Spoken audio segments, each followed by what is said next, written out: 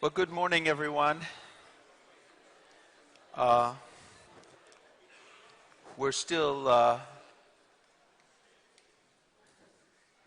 entering the hall, but I want to start so that we can have as much time as possible to discuss Russia, which is always a subject of great interest and always casts a shadow over all other discussions in one way or another. My name is David Satter. I'm, in fact, a former Moscow correspondent and writer on Russia, write books about Russia. And I'd like to introduce the panel. To begin with, Mr. Christian Schmidt, who is the German Agriculture Minister and the President of the German Atlantic Association. Anders Oslund, who is a Senior Fellow at the Atlantic Council in Washington. Vladislav Inozemtsev, who is the head of the Center for Research in Post-Industrial Societies. And Chris Miller, who is with the Center for Global Strategy at Yale University and the Foreign Policy Research Institute in Philadelphia. Each of our panelists is going to try to keep their remarks to about 10 minutes, at least I hope they will, to allow us plenty of time for discussion and for all of you to participate. In introducing our discussion this morning, I want to recall an experience that I had back in the days of the Soviet Union. When I was a Moscow correspondent of the Financial Times, and I had the experience of standing in a queue for potatoes with a lot of other impatient Soviet citizens, and one of the people in the queue said, how long can this last, the standing in line for potatoes this way? And another person in the queue, a woman, said, never you mind, the whole world is afraid of us. And, well, in fact, it's a characteristic of Russia and of Russians, and we'll leave it to you to decide whether it's a strength or a weakness, that inspiring fear is indeed a popular objective to a certain extent. But so is living decently. And what we're going to talk about today are the prospects, really, of Russia living decently and of the Russian economy, despite all the vicissitudes of the political situation, eventually being able to fulfill the tasks of an economy. I'd like to begin with Minister Schmidt, and I will turn the floor over to him. Thank you, David. Ladies and gentlemen, I'm very happy to be back again at the Riga conference, which is not only the very important issue to be discussed in these days, but the very place to discuss it. Yes, I think we have to have a close look to what Russia is about. As you refer to this, I remember that Helmut Kohl once told me and us that at one of the first meetings when Boris Yeltsin was invited to contribute to the European Council, Yeltsin is said to have said to Helmut, they don't like me. And Helmut said, stay, keep, and we will work on it. The expectation was in these times that there will be a tremendous change in the economic structure of the Russian Federation in these times of goose, and somehow an upgrade, if you accept the wording, to a more industrial production and service-oriented economy. We see that things have not gone fully this way, which was expected or predicted probably 25 years ago. So where are we today?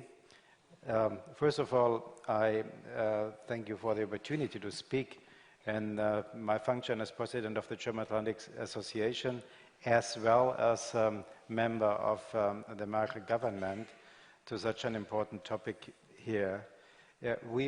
Germany is aware of the importance, as we are as the biggest economy in the European Union and the second most important import country for Russia. We are very much interested in further cooperation, not only in economic terms. But at the same time, we do not want to ignore differences between our positions. And coming back to the idea of predictability, we have to confess that we are very poor in predicting development of Russian politics, including, if I may just refer to the times when the Kremlologists, you were one of those, I'm assuming you were on the point, on the spot, just to predict who will be the next Prime Minister, President of the Russian Federation after Yeltsin. And a lot of people were talked about, but we did not hear the name Putin. And as we heard, we said, no, he will not be. Now he is. And it's not only an unexpected name, which it has been, it's an unexpected policy, what is done.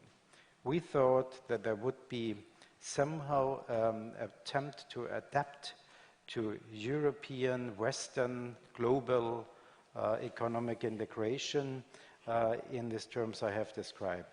We have to see that this has not taken place, but that it would be wrong to underestimate the Russian potential and the Russian economy as a whole.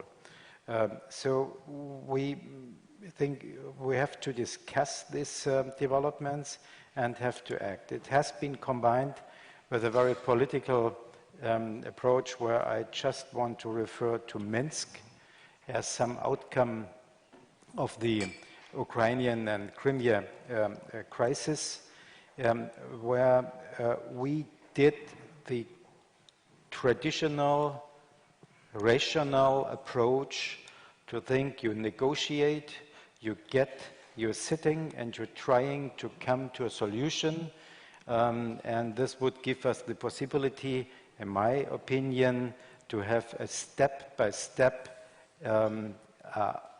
coordination, easing sanctions, easing if we see accountable ways to put into reality what has been discussed and consented in Minsk at the Minsk II agreement. Unfortunately, we do not see that this really has taken place. We have, our approach is to have a political economic triangle with regard to restore to firm peace order in Europe. First of all, we want to keep a dialogue with Moscow on all levels, as it is our target to walk on a political diplomatic path from the current crisis. Secondly, we consider it important to support Ukraine through different aid programs as well as those of the IMF and the European Union, and urging and bringing Ukraine also to do their part in bringing the Minsk agreement to reality. Thirdly, the Western democracies decided, as you know, to impose political and economic sanctions on the Russian Federation and the Crimea Peninsula. We thought there would be some possibility now to continue, and if you would have asked me 3 months ago, I would have been rather optimistic that we will come to a step-by-step approach in seeing that Minsk elections, local elections and so on would take in place. Now, this all is overlapped with the Aleppo issue and the standstill in the Ukraine. So last week's negotiations in the Normandy format in Berlin showed how important it is to remain in dialogue with Russia and how complicated it is to go beyond political and economic sanctions. And Chancellor Merkel, President Hollande invested very much in getting something started on the path. I do not up to now see really that the answer, if I would say, from Moscow has been registered. The effect of sanctions on our economy and especially if you clear agriculture is twofold. As I already stated, Germany is the second most important import country for the Russian Federation with almost 9% of share on the total import. Only China imports more products and goods to Russia. On the other hand, Russian imports to Germany are ranked on the 15th place among the importing countries, only with almost 2% of total share, and most of them, by the way, energy. Of course, the sanctions have overshadowed our economic contacts, and the total German exports to Russia fell. I do not want to refer to each figures, but 25% in the agricultural and food sector in 2015. Not to harm the capability of exportation of our country and other European countries, we have compensated this with exportation to other markets. But I do not see this only as a question whether we should link to Minsk, yes or not. And I have been several times in talk with my Russian colleague, who is, by the way, on the blacklist, and so we have to deal very intensely to stay in contact. I see behind this a Russian approach and understanding to have an autarky policy, which is more than just playing or retaliate sanctions.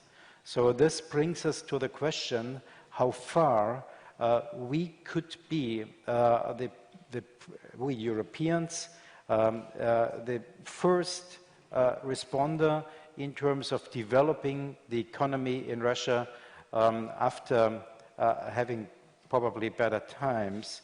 I would link this to the understanding that we should focus also on Asia, as Asia is on the way to take some places which should be on the European neighborhood. If you ask me today what will be the situation next year, I'll be honest, I have so many analysts knowing everything most better than politicians. Politicians are just waiting a little bit and weighing what they can decide and where they can improve. Your advantage is to predict. I have no vision about the development in Russia. Somehow, yesterday said somebody to me, we're getting sometimes in a little kind of depression about what is going on. Let's have a step-by-step, mosaic approach to improve situation. It must be that we stay into contact, that we accept that Russia is back on the global economic and political and security scenery, and that we have to organize ourselves a little bit better to understand that we are not leaders in partnership, but that we have to understand there are other players. Maybe looking on ourselves, we have missed this in the recent years. To close, the macroeconomic data suggest that Russian economy was heavily influenced not only by sanctions, but also by the falling oil prices and the devaluation of the ruble. So I see that Russia will come to the conclusion that they are on their own, will not be able to recover outside the global economy. Probably this is one of the most important tools to get back in a better situation. So far, I do not see that we have dramatic change possible. This is to be asked Putin himself what his policy is about and what the understanding of expansion of influence should be possible. In my opinion, is not possible in the 21st century. Thank you very much. Oh, thank you. Anders, do you want to... Sure. Thank you, and thank you very much for the invitation. I actually visited Riga the first time in 1974, and every time I come here, I'm impressed how much that has improved for the better. Specifically in 2009 to 2011, I spent a lot of time here because Valdis Dombrovskis, when Prime Minister, and I wrote a book together, how Latvia came through the financial crisis, and you really feel how well Latvia has developed after that. But I've also written several books about the Russian economic reforms. And what I would like to give you today is my sense of where Russia is today, the Russian economy. And I would summarize it in 3 words: stable, stagnant, and dangerous. And let me elaborate on each of the 3 terms.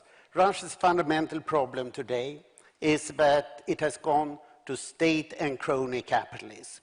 The state sector has, in a decade, increased from 35% of GDP to 70% of GDP.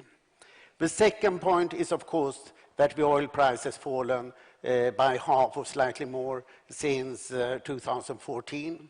And that means that Russia's GDP has fallen in dollar terms from $2 trillion to $1 trillion. Russia is today the 14th biggest economy in the world. And the third point is the economic sanctions that I will leave aside here. But how has President Putin responded to this? I would argue that in terms of macroeconomic policy, he has done splendidly. This is a conservative fiscal and monetary policy, and we can see it in 5 major regards. The first is that Russia's reserves are today larger than they were at the beginning of last year, $400 billion. This is very reassuring for the Russian government. The second is, in order to achieve this, Russia has a current account surplus in spite of the falling oil price. This is done through letting the exchange rate fall with the oil price, exactly as you should do. And the third is that Russia maintains a small budget deficit that any European country would be proud of. The budget deficit is not allowed to become more than 3% of GDP. The public debt is about as small as Estonia's, as 13% of GDP. And the fourth point is that unemployment in Russia is right now 5.2%, as little as in the US or Germany. So this is not a problem. And finally, inflation that swung up to over 16% last year is now down to just over 6%. This is a major objective. So stability is what President Putin is speaking in each of his speeches now. What he does not care about is standard of living. Fell by 10% last year, is falling by 5% this year. Who cares about the population? Not Mr. Putin instead, at least. And healthcare and education expenditures have in 2-3 years fallen by about a quarter. They are not important. What's important is security and military. And this is no way of going forward. Minister Schmidt here elaborated upon the autarky policies. Import substitution has been the key word rather than innovation or modernization, which are out, not to mention globalization. So this is going nowhere. Russia is not catching up. And if you look up on the numbers, Russian military expenditure at current dollars, according to official numbers, is $50 billion. US military expenditure is about $700 billion, 12 or 14 times more. So there's no comparison between it. What do you do in such a situation? Putin used to have a legitimacy thanks to high increase in standard of living from 1999 to 2008. That hasn't been there. We have seen stagnation essentially since 2008. So what do you do instead? If you don't have bread, you need circus instead. And what is circus? We have Minister of Interior Pleva's statement from 1904. What we need is a small victorious war. And Putin has now had 3 small victorious wars. Georgia in 2008, Crimea in 2014, and now most recently in Syria. His problem is that the war in Donbass was neither small nor victorious. So what we should be afraid of is where he can find a small victorious war. Because while the Russian economic resources are not ready for a big war, they can be ready for a small war that can be quite victorious, as we have seen. This is what we need to be afraid of. So to sum it up, we are back economically to 1983.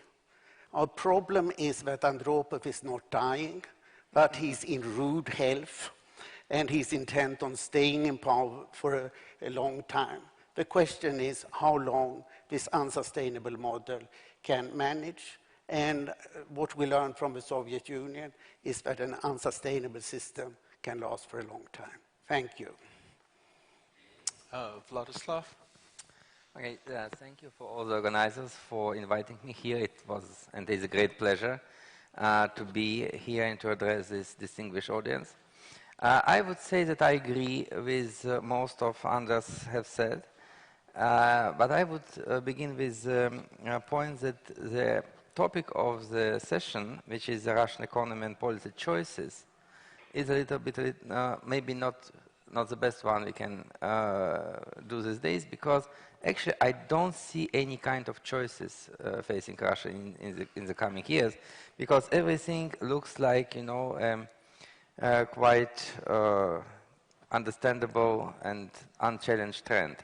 So in economy, as Anders said, and I can agree, we can see a downward trend, but it's not very dangerous to the regime. Mr. Putin is praising stability, and it is in place.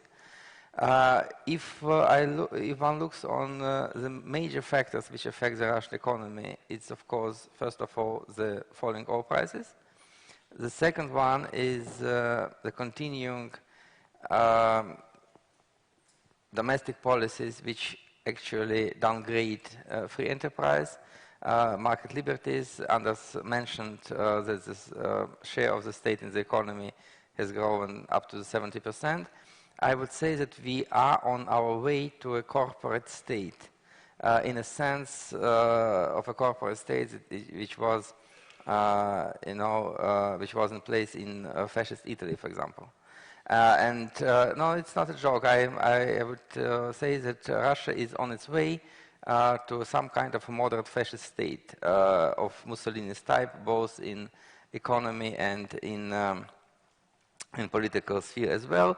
And this fact explains Anders' thoughts about small victorious wars. The Crimea for Russia is Abyssinia of 1934 for Italy. But if to return to economy, I would say that in coming years we will see continuing economic decline. I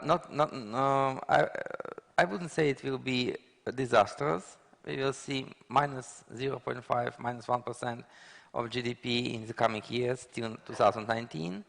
The economy will not do not very good because of stagnant or even fallen investment in the fixed capital, which decreased last year by 5.7% and is decreasing now. We have a huge slump in construction of around 9% last year and this year. But what helps Mr. Putin is, of course, the depreciation of the ruble, because the devaluation of the ruble, because now, as in 2014, the ruble price of oil stands on the same levels as before. And therefore, he is able to balance the budget in rubles, because all the what is called all incomes or all revenues is coming into the budget in dollar terms, so they are converted into rubles, and therefore the budget doesn't experience so big cuts than it may be if the ruble rate was stable. I would say that what we can predict is that till 2019, Mr. Putin will not experience any huge economic problems, I would say, because the reserves are high. They are spent, very in a very slow path. The decline of the reserve fund for this year was only 15% from the beginning of the year. So I would say that it is much more than enough money in the country to fund the budget deficit till Mr. Putin is safely re-elected without any serious contenders in 2018. If we face huge economic problems in Russia, it will be in the early 2020s. So therefore, the regime is quite stable, and might it be aggressive or not? Yes, of course it might be, because Mr. Putin now switches all his attention from domestic policies to the foreign politics. And therefore, I would say that Russia will become more and more aggressive in the international scene, because not only because his own intentions, but because the people in the country are really energized by the idea of the whole world is against Russia, of the idea of confrontation. The topic of the third World War is debated on every TV channel and every radio station in the country every day. It was not so in the Soviet Union times, because public rhetoric of the Soviet Union leadership was directed to the fight for peace. Today it's completely different. And so therefore I would say that not only Mr. Putin, but the popular mood is also working for the increasing aggressiveness of Russia. I would also touch quite shortly the idea of the sanctions, and I would say that our German colleague said that the German exports to Russia contracted by around 25% due to the sanctions. I would not say it is completely due to the sanctions. The Russian economy once again is in decline. The consumer spending is down by around 10% last year, and it's still decreasing this year. And Russian imports from all over the world are going down.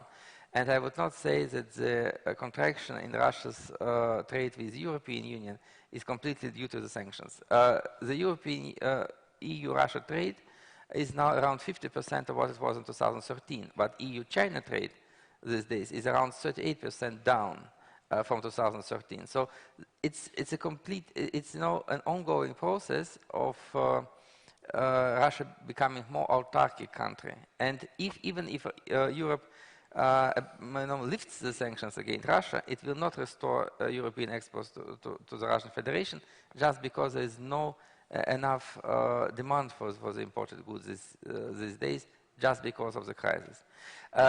Ending with the sanctions, I would say that, of course, the sanctions, from my point as a Russian, the sanctions were actually orchestrated in a way that should not harm the political relationship between Europe and Russia. And from the very beginning, they were not so much aimed for example, returning of Crimea to Ukraine or resolve the problem in Donbass. They cannot help in this. They cannot influence Mr. Putin to change his political course. For doing this, they should be much, much stronger, many times stronger. And this can affect Mr. Putin's behavior, but not such, such mild sanctions we have today in place. So what I would say to finalize, there will be no reforms in Russia in coming years. Mr. Putin's political choices were not, you cannot affect them actually. with the means you have at hand. And what you should do, what the Europeans, the Westerners in general should do, you should somehow accustom to living with this unpredictable and aggressive regime in Moscow.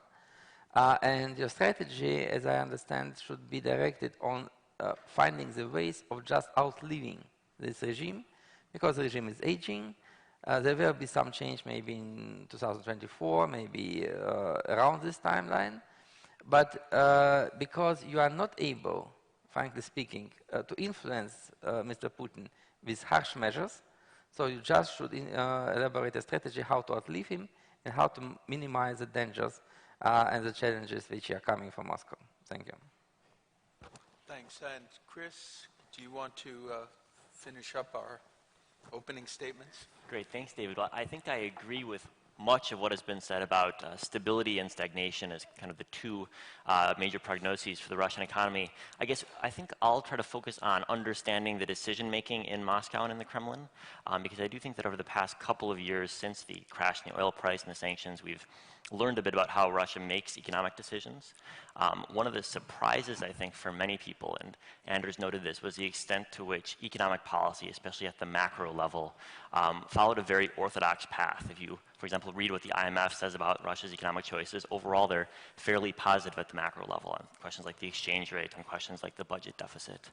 And when you zoom out and compare how Russia does to how other large oil-producing countries do, for example, Saudi Arabia or Brazil, Russia's performance since 2014 has actually been okay, not that bad in comparison.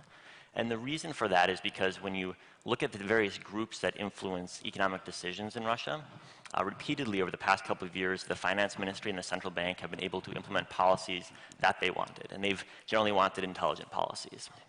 Now, of course, they're not the only interests affecting policymaking in Russia. You have all the various oligarchs, you have the energy companies, you have the political operatives in the Kremlin who want higher pension spending, higher social spending. But what's been remarkable to me over the past 2 years is how on all of the really important issues, the finance ministry and the central bank have gotten what they wanted. And you see that with the depreciation of the ruble, which was very important and a very positive step. You see that with the decision this year not to fully index pensions, essentially cutting pensions in real terms, which preserves the budget. You've seen that in the relatively low level of the budget deficit last year and this year. Just as kind of one data point, the Russian budget deficit this year is going to be around 3 or 4% of GDP. In Saudi Arabia, it's going to be well above 10% of GDP. So I think that gives you a sense of where the Russian government's economic priorities are. And when you zoom out of this picture and say, well, what does this tell us about Russian decision-making going forward? It seems to me that people with power in the Kremlin have realized that they need to listen to the technocrats in the finance ministry and the central bank when making some of these important decisions. Not because they like the results of depreciation of the ruble or the need to cut social spending, but the reality is that they realize that if they only listen to energy companies or only listen to the military, they wouldn't end up with good economic outcomes.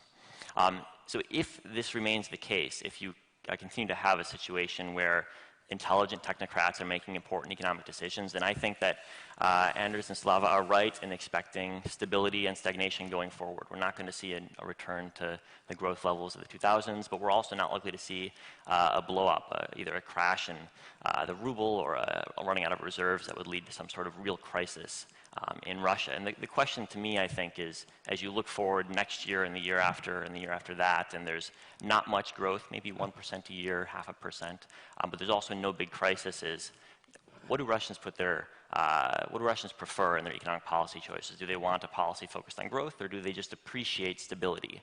And thus far, I think we've seen Russians saying, well, overall, I think we're happy to have this situation where maybe our real incomes are down by 10%, but it's certainly not like the 90s. You hear that a lot. It's not like the 90s. And I think as outsiders, we can critique that in many ways, but I think we should also admit that that's the dominant narrative in Russia, not only on the state-controlled TV, but also among average people.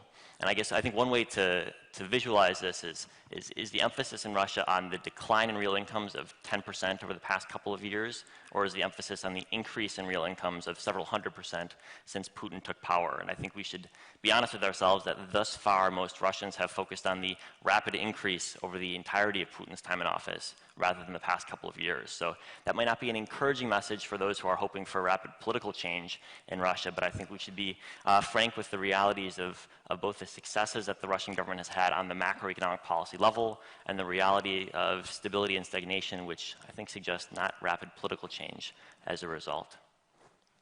Okay, Chris, thank you, and thanks to all of our panelists.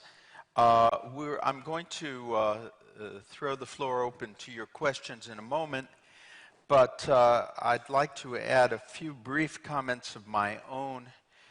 Since we're here in Riga, a country which is at least potentially threatened if Russia begins to pursue very aggressive policies, I think that the question that concerns me most of all regarding the Russian economy is it capable of putting enough pressure on the regime, the situation of the Russian economy, so that the Russian leadership will once again seek a small victorious war.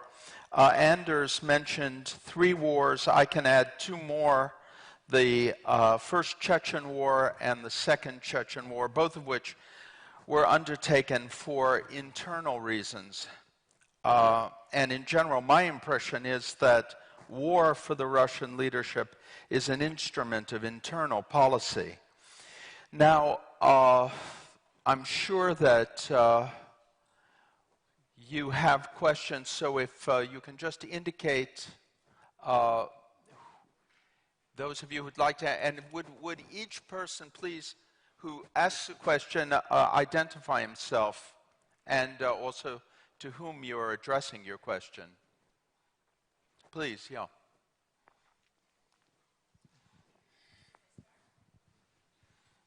Well, the microphone is being passed.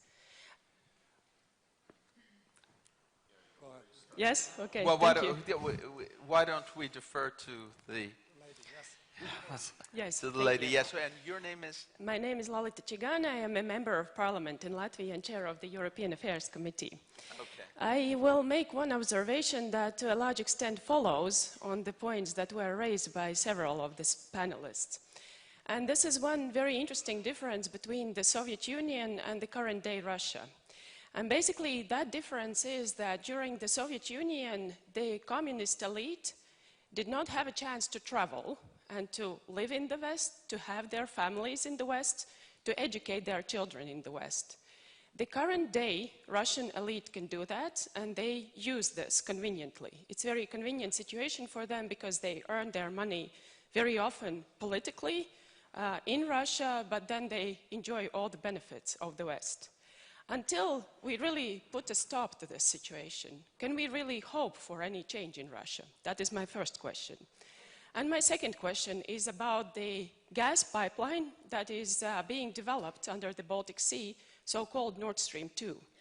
This is a German private investor-led effort, and this will divert the Russian gas from going through Ukraine and will channel it directly to Germany. Is this a good project for the European unity and also for showing our European unity to Russia? Thank you.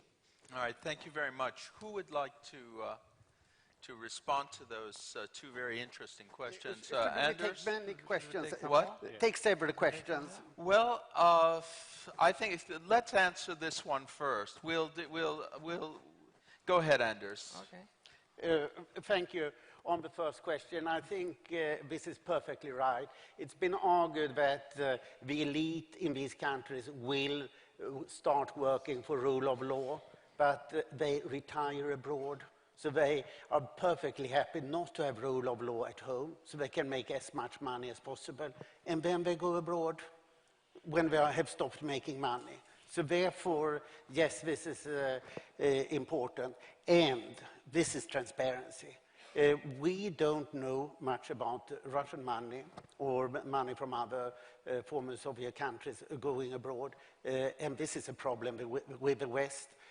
Britain in particular, David Cameron said just before he left, has 99,000 big, expensive houses that they don't know the owner of. This anonymous ownership in Europe should stop. This is really a key European security question. But what is happening now is that Russia is trying to nationalize the elite.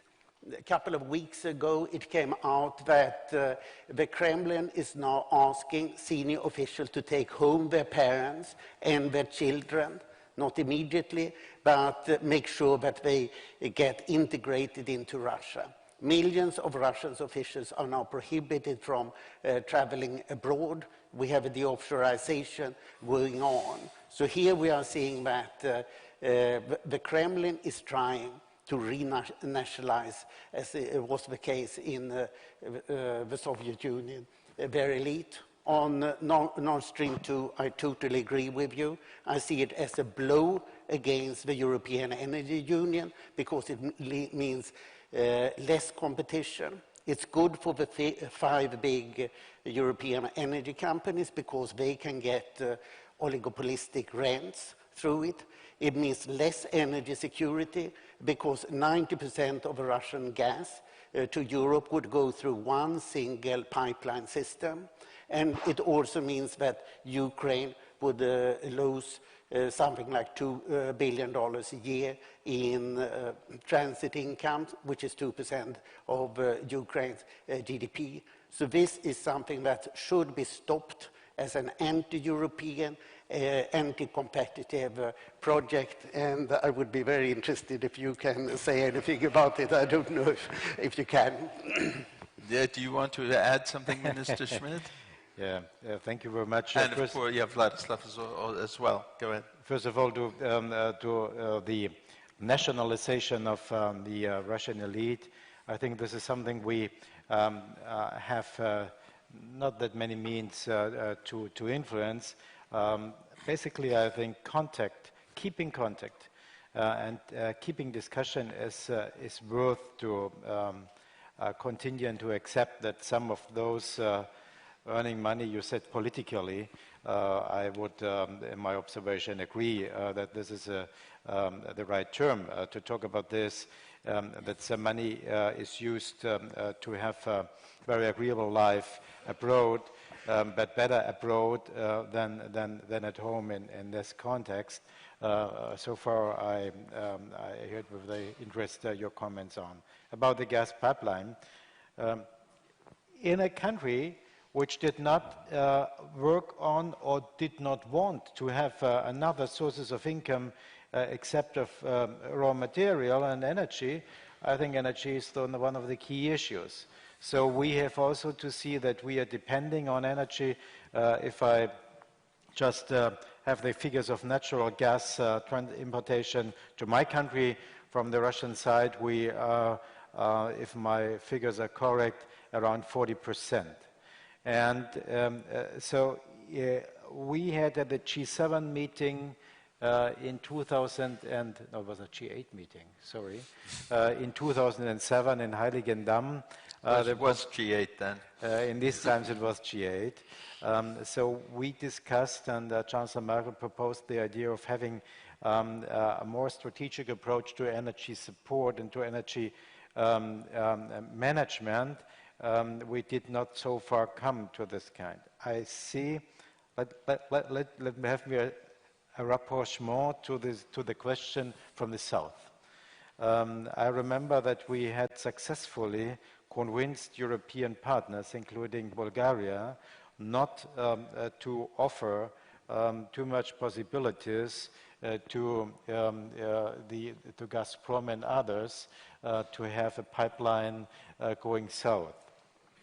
So now I have to state that this is a private project in the north, and that the political implication of this private project could be very intense.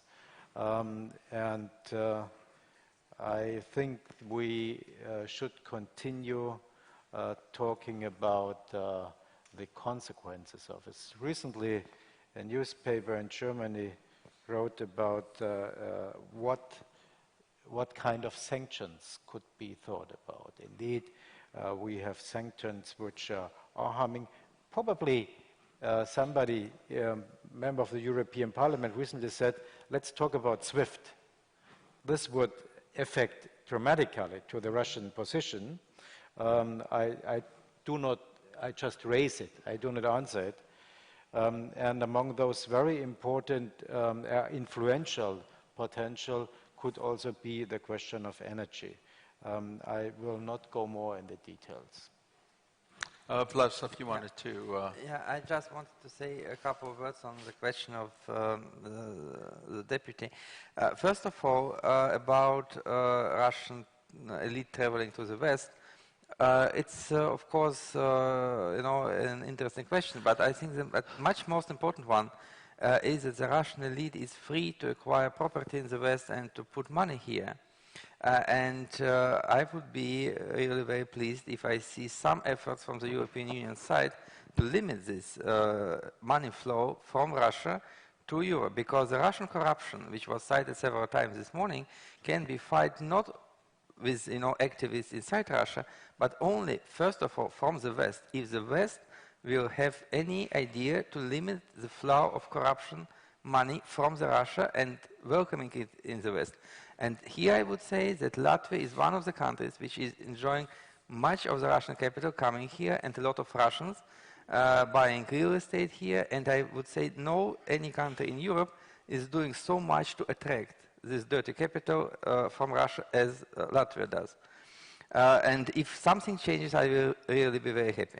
The second point is about Nord Stream pipeline. I would say that in general I can agree with what was said here about this, but also I would add that if this pipeline will succeed, if it succeeds, and if it diminishes a flow of funds, an amount of money which is earned by Ukraine for the transit of Russian gas and oil, maybe, I'm not sure, it will somehow foster our Ukrainian friends to do better with their reforms, because Ukraine is actually doing nothing in the field of reforming, from my point of view, with all my respect. So maybe this will be a push to the Ukrainians to employ more reforms than they are doing now. But I'm not sure, of course, because the corruption in Ukraine is maybe not smaller than in Russia. And nothing has changed since the Revolution of Dignity. But maybe it will make some push for reforms. Thank you. Okay, we'll have more questions. I just want to make one brief observation myself. I was quite friendly in Moscow back in the days when I was allowed to go there with a guy who sold private jets to Russian oligarchs and government officials.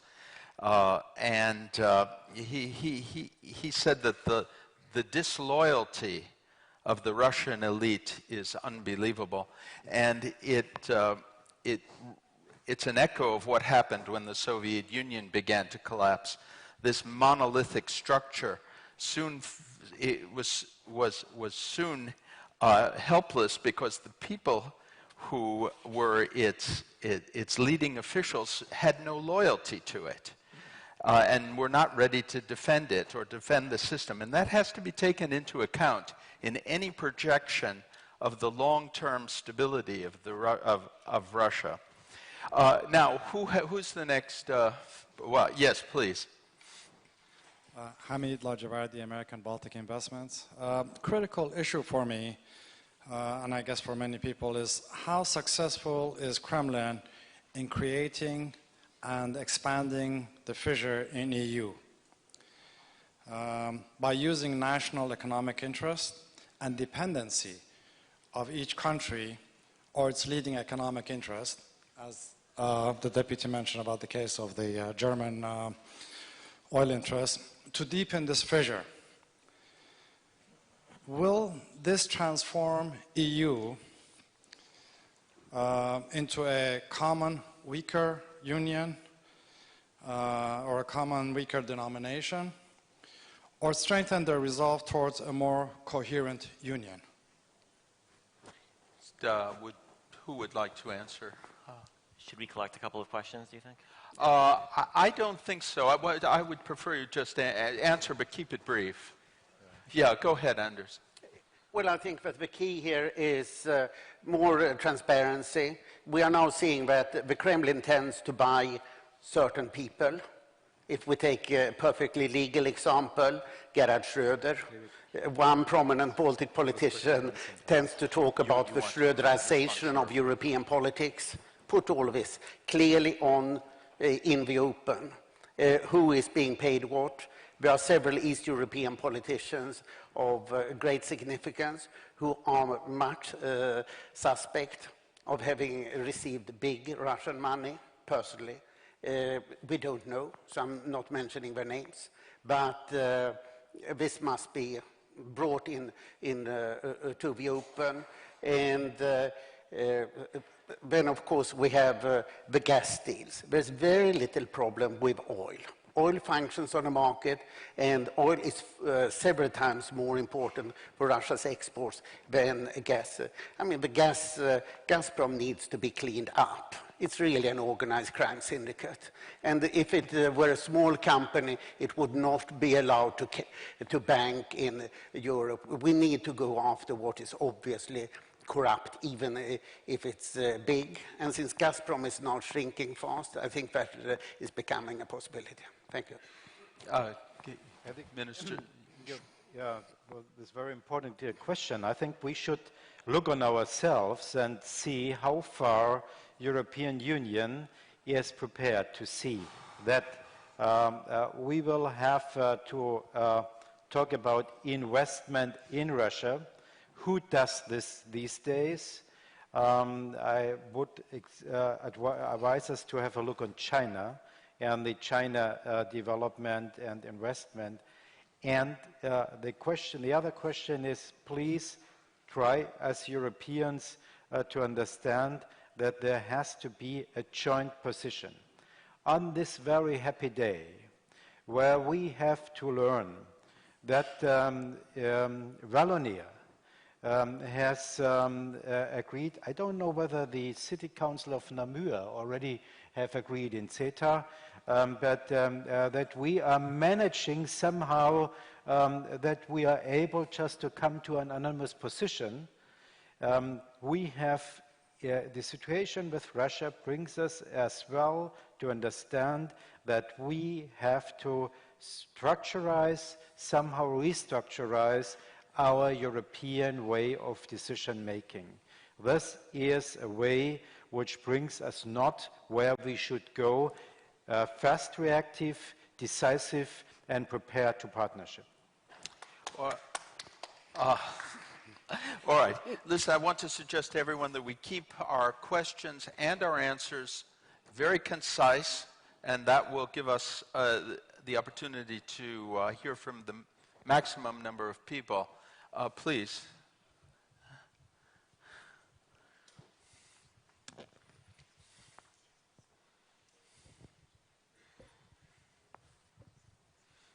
Thank you. My name is Artur Zbikovs. I'm a student of the Riga Stronach University. And first of all, thank you for all the participants. It was a really interesting panel. I have two questions. First one goes to Mr. Aslan and Mr. Inozemtsev, and it's regarding the import replacement policy. So how would you evaluate this policy? And what was most important, what was the real idea behind this policy? And my second question, if we assume that international relations is a chessboard, there is opinion that Russia always plays white, so one step ahead. Mm-hmm. How we actually came to this situation, and what should be the European Union resolution to this situation? Thank you very much. Yeah, go ahead, Chris. Sure. On the question of Russia playing one step ahead, I think it depends on which level you're looking at. Because on the one hand, you have Putin with a very active foreign policy, seeming to be in many countries at once, ahead of the game. But if you look at kind of medium and longer term issues, the idea of Russia being one step ahead doesn't really seem to fit the facts. So, for example, Russia's economic prognosis, not very positive. If you look at energy in Europe, Russia's ability to use energy to affect European countries' politics has been steadily declining for the past 2 decades. Russia's influence in what it calls the near abroad, the countries of the former Soviet Union, has been on a steady 25-year decline. So from a longer-term perspective, the idea that Russia is one step ahead of us, I think doesn't really match the reality. And I think part of Putin's hyperactivity in foreign policy is an attempt to disguise decline with rapid action. Anders? Yeah. First on import substitution, I think that the main achievement of this is that the Minister of Agriculture Alexander Kachov has in 1 year more than doubled his family's land holding to more than 500,000 hectares of land. And I think that the major purpose of anti-sanctions is to enrich he and his friends who are running farms of this size. And I think it's quite cynical. This is driving up food prices and it's hurting the population. And amazingly, that doesn't matter for the time being. I don't think that can last for a long time. Following up on Chris's point, living in Washington for many years, I see Washington has an enormous foreign policy capacity. I'm working at a big foreign policy think tank, but there are 400 think tanks in Washington out of 6,600 in the world that the University of Pennsylvania is counting. So there's simply massive capacity. I lived in Moscow in the mid-80s. What Russia knows is to think in an imperial fashion. Russia has a wonderful foreign policy think tank world. I mean, Slava belongs to this world and knows it far better than I do. And what does Europe have? The old imperial capitals have lost much of their policy exercise, and Brussels hasn't gained it. Europe needs a serious foreign policy, and it does not have it. And in order to have that, you need a large number of think tanks that interact together with it, and it's still only rudimentary. This will take a decade to develop. For the next decade, Washington will lead the world in terms of think tanks, if we don't get Trump, of course. Yes, please, this gentleman over here.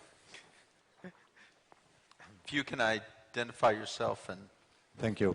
Klaus Wittmann, University of Potsdam and Aspen Institute, Germany. We mainly talked about economy until now, and the title of the session also talks about Russian policy choices. And there I have a question to all the panelists. Are not Russian policy choices very limited as long as Putin regards democratic progress in Russia's near abroad as an existential threat to his very power system? It would be in the Russian interest to be regarded as a great power because of constructive contributions to regional and global problem solving. But in contrast, the policy seems to be almost preconditioned by what somebody recently called democracy containment as a leading principle of Russian policy, and by the idea that one can enforce eye-level and great power recognition, and that is the obstructive policy path on which Russia has embarked. So the question, do you see any chance to influence such a mindset? Recently, the Stiftung Wissenschaft und Politik in Berlin very well explained, and that's my last sentence, the opposing narratives. We regard Russia's policy as revisionist. In Russia's view, the West is revisionist because it is seen to try to change the status quo. And again, that almost seems to precondition the policy and the choices. So what do you think about that? I'll turn this over to the panel in a minute, but yeah, I personally am always impressed by the way in which Western political leaders express surprise that the Russian leadership is not interested in democracy in the countries of the former Soviet Union. We have to ask ourselves, why should they be interested in democracy if the whole system of government is based on lawlessness and the absence of democracy? Actually, they're behaving rationally from their point of view. But in any case, what do our panelists have to say on that subject? Yes?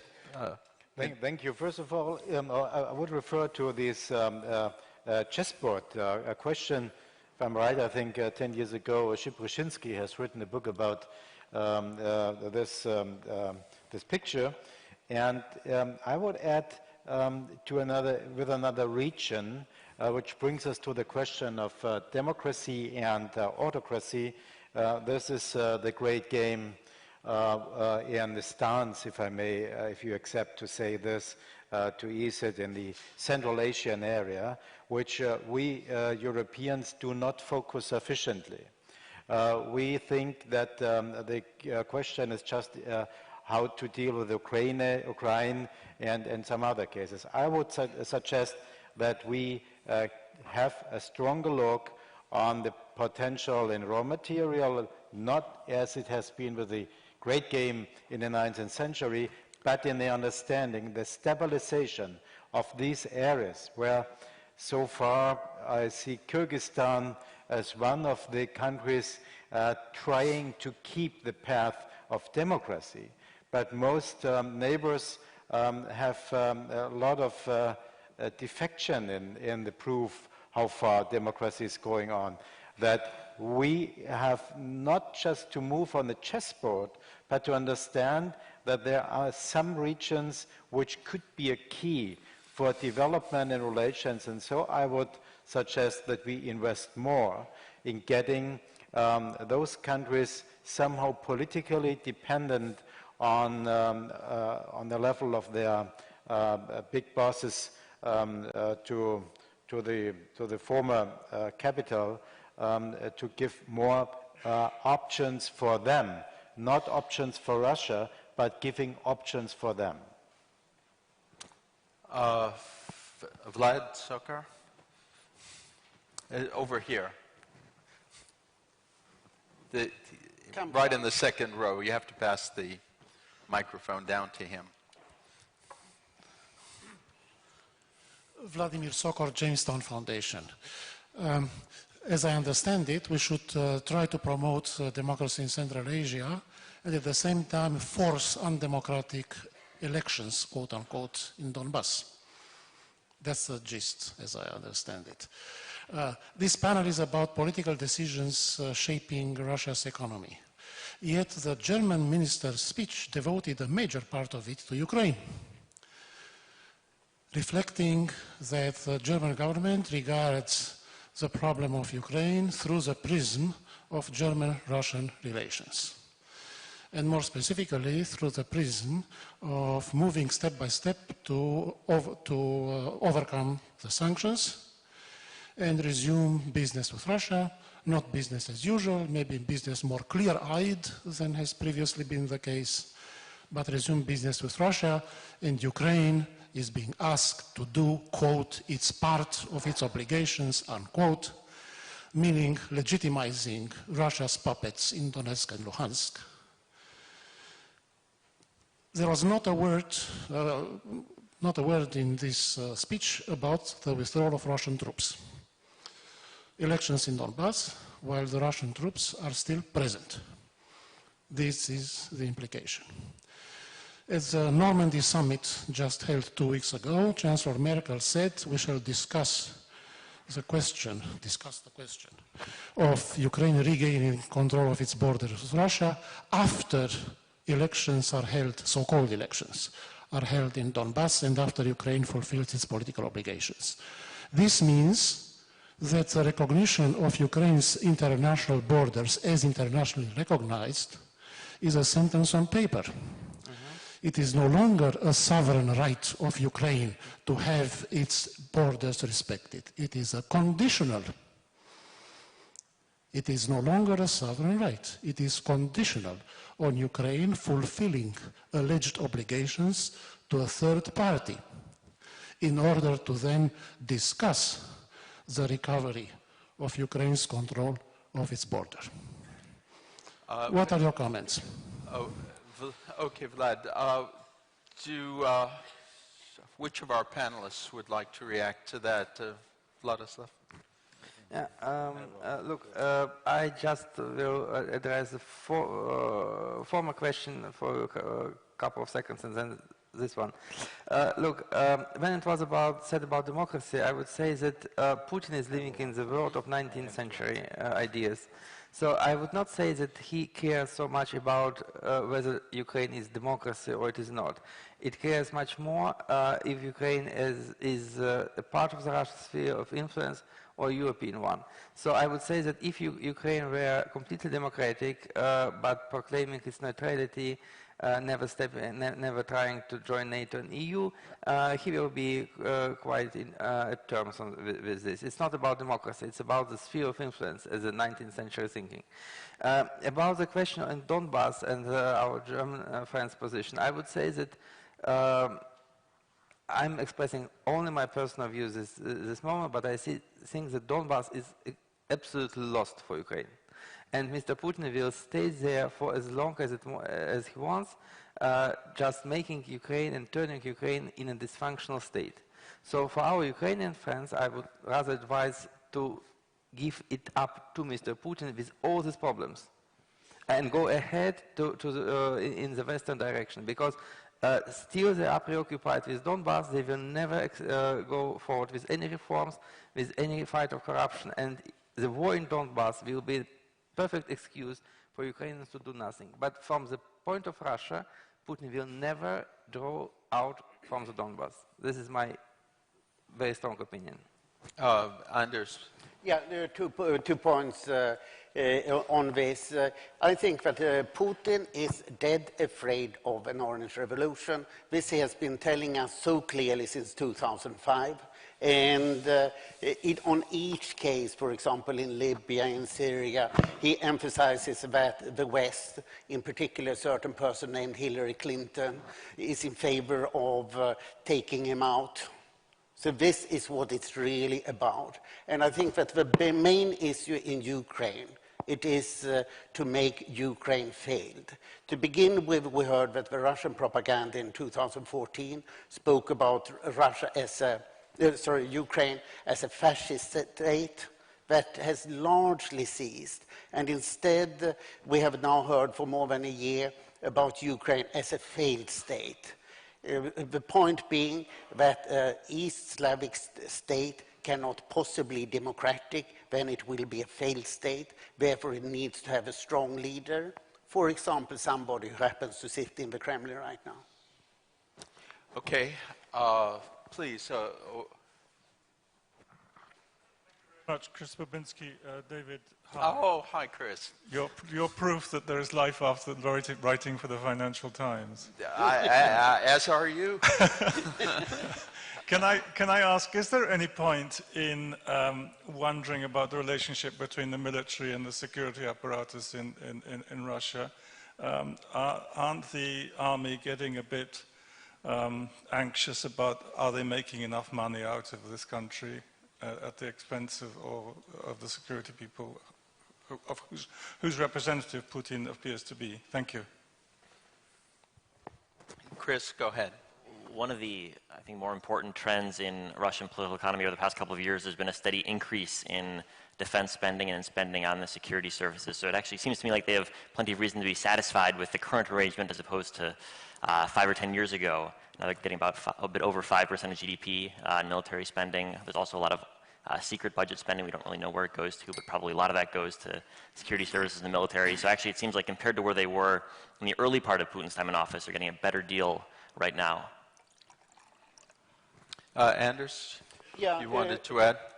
2 points on this. One is that we are now seeing a big war between the security services, in particular between FSB and FSO. And we have now seen that top security people have been arresting one another, not the very top, but high up. Since April this year, most of the head of the Russian security agencies have been exchanged. And we are now, there is an internet discussion, which seems to be leaks, official leaks, about putting all the major security agencies, FSO, FSB, and SVR, together into a Ministry of State Security, the nice title from the later Stalin period, and essentially undoing the breaking up of KGB that Yeltsin carried out in the fall of 91. But currently the war between the security agencies seems to be out of control. And who stands out here is the Minister of Defense, Sergei Shoigu, who has clearly been a beneficiary from the military acting more, who has a high popular standing, having been a federal minister all the time since 1990. So Sergei Shoigu and the military, I think, have gained a new stature. And this is one of the interesting things to follow now. The security situation in Russia is not stable. Are there any questions from this side of the hall? Well, maybe I'm missing them. Oh, you did. I think Did you want to say something? I'm sorry. In response, at that point, then we'll return to Thank you. But just a moment. I would like not only to refer that my portfolio on agriculture, I could say I would have to prepare a little bit more with the military, as they seem to be one of the key players in agricultural economy in future in Russia. Not to kid about. I would like to come back to your question with one very severe point. What me horrified in the recent year, is how many citizens in Europe commented on taking the Crimea as somehow as just corriger la fortune, and that it has been somehow right. Nobody in these comments, a lot of here, referred to Budapest in 1996 and to the guaranteed deal was made there. And so I underline, which is precondition for me for all politics, that we are talking about violation of international law. And this also is something which fits to Donbass. No doubt about this. What we are talking now is to try to get, this why I said step by step, to get the reinstallation of law, of international law back. And we all know that this is a question of realpolitik, not in a bad sense, but in a positive sense. And so we need some cooperation, as it is in the Normandy format, from all sides. One could ask, why Russia? Are they involved anyhow in Donbass? I hear that except of green people and green men, nobody is there. Seems not to be real the case. So this is the proof, I think, that we have to make with the discussion now. It is not just to organize election ballots and counting structures, but to think about how reinstall international law. And we all see that it's not only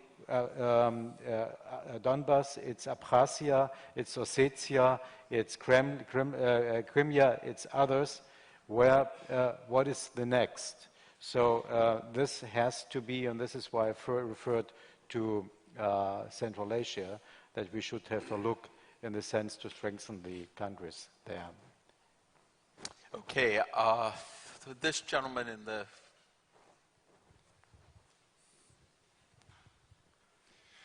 Artyom Malgin from Moscow, GIMO University Vice Rector. I don't want simply Mr. Inozemtsov, my compatriot, to draw this simplistic, and that is why, to my mind, wrong picture, and I will afford, as well as other colleagues, small comments first and then ask a question. First, I guess both society and elites very much diversified. And it differs nowadays situation in Russia from any authoritarian state. You perfectly understand that public TV, state-run TV, and mass media, which is much strongly controlled by those who are considered business tycoons, those who are called oligarchs, they're absolutely different. It's possible to publish in business-run papers, which are tremendously popular among elite, and those papers at the same time not so much read by average people. So this simplistic understanding that Russia is so much solid, consolidated inside, I guess it brings you to wrong decisions, first of all. Second, I guess nowadays perception of what's happening in Ukraine differs a lot from 2014. 2 years brought new lessons, brought new experience, and nowadays it's clear that Eastern Ukraine and Crimea are two separate questions. And I guess there is a strong consensus inside the country, inside the elite, and first of all business elite, that Eastern Ukraine, situation in Eastern Ukraine should be appeased. And it's the only stop, it's the only barrier to better relations with the West, with Europe as a part of West, and Latvia as a part of Europe.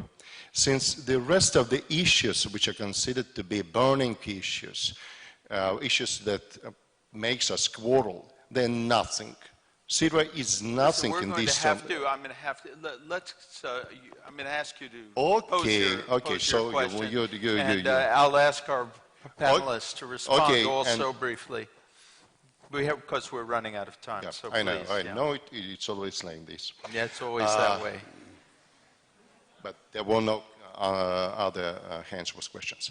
So, in case of Eastern Ukraine appeased, how do you see for the scenarios for Russia-EU relations? Okay, thank you. Who would like to answer that? Yeah, Vladislav. Yeah. Look, I value the question, but I was not. I'm not completely. I do not completely understand why I was one-sided, because I would agree with Artyom that, of course, I haven't said that the Russian public opinion is absolutely united. Of course, it's not, and there's a huge difference between state-owned TV channels and independent newspapers. But my point was that I just mentioned that the pro-war and military rhetorics is dominant in the country, because the newspapers, as Artyom suggested, are read by very few, and 85+% of the people are just influenced by the state propaganda, which doesn't actually change my position. Also, I agree that the problems of Crimea and Eastern Ukraine are absolutely different, because Crimea is now a part of Russia and Eastern Ukraine is not, and no one in the Russian political elite calls for integrating Donbass into Russia. It's true. And I never said it is the same kind of... I just said that for Ukraine it will be very hard to reintegrate it, quite impossible. So that's small comments. What to do with Donbass? Actually, I don't know, because I do not see any kind of concessions to which the Russian side is ready now.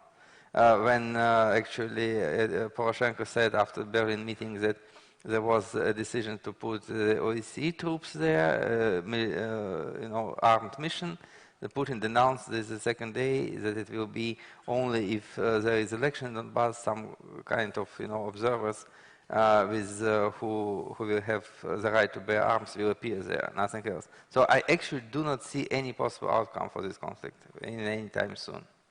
Anders, before I say, I just want to mention that Crimea is not part of Russia either. They may claim it's part of Russia. It's nothing of the kind. Okay. But anyway, Anders, go ahead. Yeah, on the Surkis new land process, it made substantial progress in May, and now it has essentially gone in reverse. It's clear that Putin has decided not to deal with the Obama administration.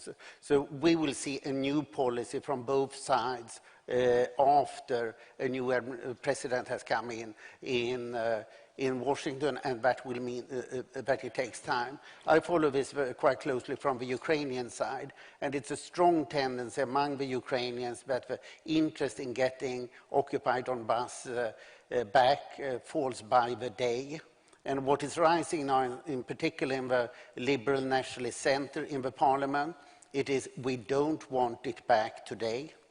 And one of them told me a few months ago that if we got occupied Donbass back today, it could only be on Putin's conditions, and those conditions can never be right, because Putin's interest is to destroy democratic Ukraine. So we have to act like Konrad Adenauer did in March 1952, when he said no to Stalin about a reunification of Germany on Stalin's conditions. And this chap said, and look, Germany only had to wait for 37 years, and then they got East Germany back on their own conditions. Okay, now from now on, I just want brief questions. Remember the Russian proverb that brevity is the sister of talent. So keep your questions very brief, and we'll keep our answers very brief, and that'll allow as many people as possible to participate. Yes, please, in the back. Jarosław Siekarpowicz, Embassy of Poland in Riga. Thank you very much. Coming back to the economy, from your very first presentations, one may conclude that maybe in upcoming years Russia would be not the economic tiger with 8–9% of GDP growth, but the situation would be not very bad. So according to the logic that if you have no chance to be the best, at least you should not allow your neighbors to be better than you, what Russia may do economically, not politically. I'm not talking about small victorious wars. What Russia may do economically, not to allow neighboring countries in EU especially to be better. I mean, to have economic growth. I'm thinking about Russian assets in bank sectors, in at least some EU countries, Russian companies' activity in energy sector. So this is my question. Thank you. Okay, who would like to answer that? Chris, why don't you, and then Anders. Sure, I would focus not on Russia's ability to influence the EU's economy, but actually Ukraine's economy, because that's the place where Russia really has serious economic tools that could cause real problems for the Poroshenko government and for Ukrainians as a whole. You look at energy prices, you look at the banking system, which is still very influenced by Russian capital. You look at the trade restrictions, which are still in place. These are areas where Russia, if it continues its current policy course, can cause real problems for Ukraine, which the EU and the US will be responsible for helping to bail Ukrainians out. So I think if we want to have a more positive agenda on the Ukrainian issue with Russia, it would be to encourage Russia to remove some of its sanctions on Ukraine. I don't think that's likely, but I think that'd be a good thing to ask as a sign of goodwill from the Russians. Anders? I would take the opposite position. I think that Russia has very little influence in Ukraine. 2/3 or 3/4 of Ukraine's exports to Russia has already been prohibited. It's very little that is going on. Ukraine stopped buying gas from Russia from November last year. There is a gas transit still going on. We don't know for how long. 20% of banking assets are owned by Russian state banks. The governor of the central bank has told them to get out of the country within 2 years. The countries are really separating. And of course, both countries are pushing very strongly in this direction. So what's important in this regard is that the European Union really opens up its market, which is not happening properly. 39% of Ukraine's exports in the first half of this year went to EU. It's not enough. Okay. This lady in the back.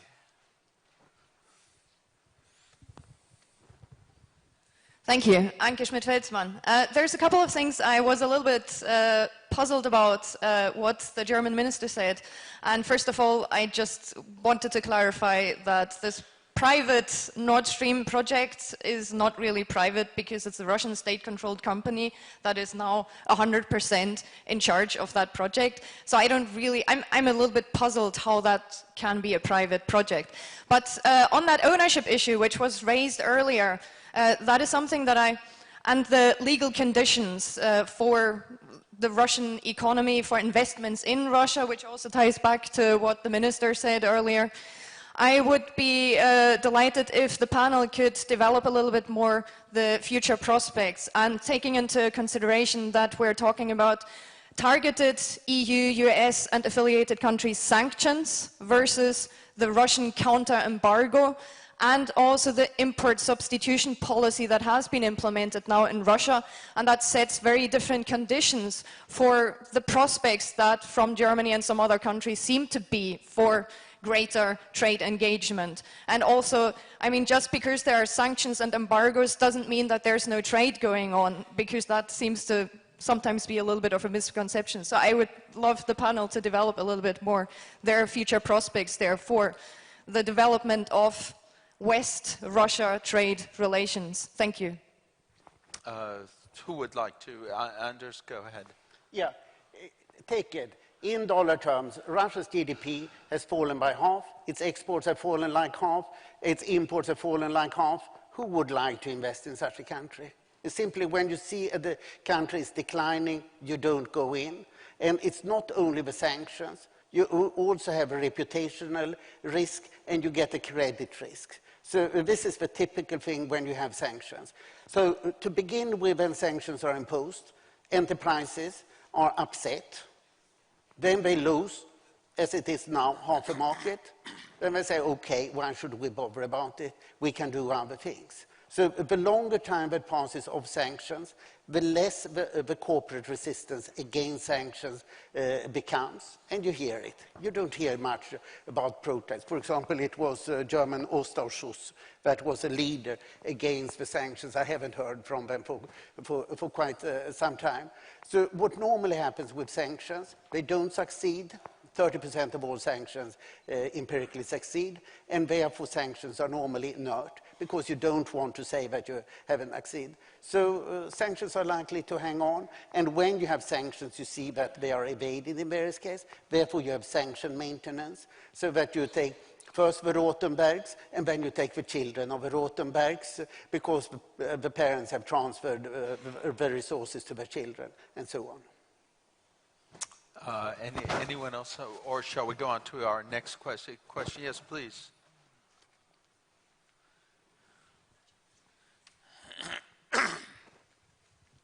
Thank you. Robert Dalshow, Swedish Defense Research.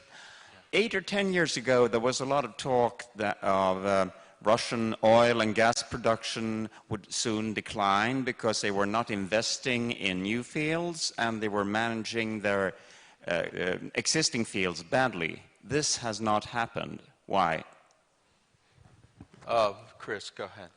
Yeah, that's a really important question. I think actually this year Russian oil production hit a post-Soviet high, and it's close to the high that it hit in the Soviet period. This is, again, I think an area where I think kind of the standard Western narrative about Russian incompetence doesn't really fit the facts, and this might be a good thing or a bad thing depending upon where you stand, but I think it's a reality we need to recognize that they've actually done, despite all the mistakes, despite Khodorkovsky, despite terrible property rights, they've done a pretty good job managing the oil sector, both in terms of optimizing tax policy to incentivize production, and in terms of the specific management decisions inside the oil firms. So on the one hand, the oil sector is a huge source of corruption. On the other hand, the actual management of it has been very successful. And you see right now, Russia is one of the 2 largest oil producers in the world, vying with Saudi Arabia, and that's, I think, going to continue. Anders? I would add to this 2 big arguments, Schlumberger and Halliburton. Russia has extensively used all these modern drilling techniques and tight oil and horizontal drilling, etc. And therefore, the Russian oil industry is in rude health. Okay, who is next? Yes, please, in the back there. Thank you. I'm Karthik Desai, Chairman of the Board, SIA Baltovens, Latvia. My focus is on the BRICS cooperation, that is Brazil, Russia, India, China, South Africa. The economic impact of BRICS is absolutely counterproductive to the Western economic sanctions against Russia. What are the strategic plans to counter the BRICS impact? And the BRICS account for more than 75% of the world population. So the more than 75% of the world population is open for Russia to do trade. Okay, very good. Chris? I think the short answer is that the BRICS are almost completely irrelevant to Russia. There's almost no Russian, Brazilian, Russian, South African, even Russian, Indian trade is very low. The only one that matters is China. And there I think the story is that Russian-Chinese economic relations have really disappointed what the Russians had hoped for when they started pivoting towards China in 2014. So I think that's an interesting story of Russian hopes for more trade, Russian hopes for more energy cooperation that hasn't really met their expectations. Okay, and Anders? Yeah. an old friend of mine who was Deputy Minister of Affairs of Russia said several years ago that Russia has refused to become a junior partner to the United States, therefore it has become a junior partner to China. But I completely agree with what Chris said here. And add to that the Western sanctions. A big shock to Russia in 2014. It was that the 4 big Chinese state banks applied the US financial sanctions against Russia because they were as frightened by the US treasury as everybody else. So they did not dare to deliver any loans to Russia because they also have activity in the US. So Russia is not benefiting at all from the BRICS, really. Okay, over here. On this, it's interesting, on this side of the room, there are very few questions. Oh, wait, no, there's a question. Well, the gentleman in the back. I suppose that's a coincidence. Okay, thank you. I will represent this side of the hall. My name is Gitsualdis Christovskis. I am a former member of parliament and government, but currently in business affairs. I would like to raise a question related to Latvia and Latvia's transit policy. Because I think it's very related to sanctions and also to Baltic Russia's history. And currently we know that our ports, which really are very competitive, really feels big troubles because turnover in our ports during last years, and especially in this year, is very decreased. And also all the panelists mentioned that we can speak that about free trade, competitive economy in this part of the world. Question whether in this situation when Latvia or our railway or our Minister of Economy must fight somehow how to survive and our ports must survive, whether really European economy or European policy is ready to prepare some mechanisms, instruments to help for this part of the European Union to really be in competitive situation, even we have a real situation now. Okay, please, Minister Thank Schmidt. you. Yeah, this was give me, David, the possibility just to say thank you for having the opportunity to be here. Unfortunately, I have to leave now yes, for we were aware of this. Meeting. But if I may answer on behalf of myself, the European interests, I agree absolutely that the infrastructure in the Baltic states should and has to be improved, not only as the ports and Riga being a port for the Hinterlandverkehr in direction to China over Russia. I think this is a very challenging issue. I heard that there are some discussions about, but BaltRail seems to be as important as on the same level, as we need a better relation with rail to the European railway system. So I'm very happy to hear that the president of the CEO of the BaltRail was here, and hopefully that this railway network will start in due time to become a reality, probably in competition with the other means of the harbor, to be also involved in such a structure of the European Union and not only directed to Russia and to China. Thank you very much. Well, and then thank you for participating. Okay. All right. Thank you. We're going to continue for a little while longer if we do have a few more questions. I can respond to that. Please, yeah, Anders, if you would. Well, what is clearly happening with regard to oil, that is that Russia for many years have built out the Baltic pipeline system and wants to take as much oil as possible to St. Petersburg and the ports around there. So I think that everybody should expect that there will be, over time, less oil going other ways. While when it comes to gas, we have already discussed that Nord Stream 2 should be stopped. And the way, of course, is to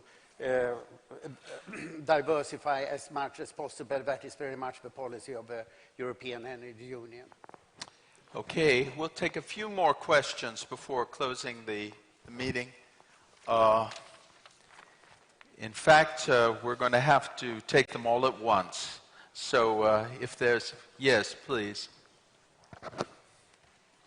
Just a question. Yeah, Aldis Ausnes from Latvian Institute of International Affairs. How about the Eurasian Economic Union? What are the developments? Anyone else? Yes, please. Oh, yes, David. Thank you, David. David Andelman from USA Today.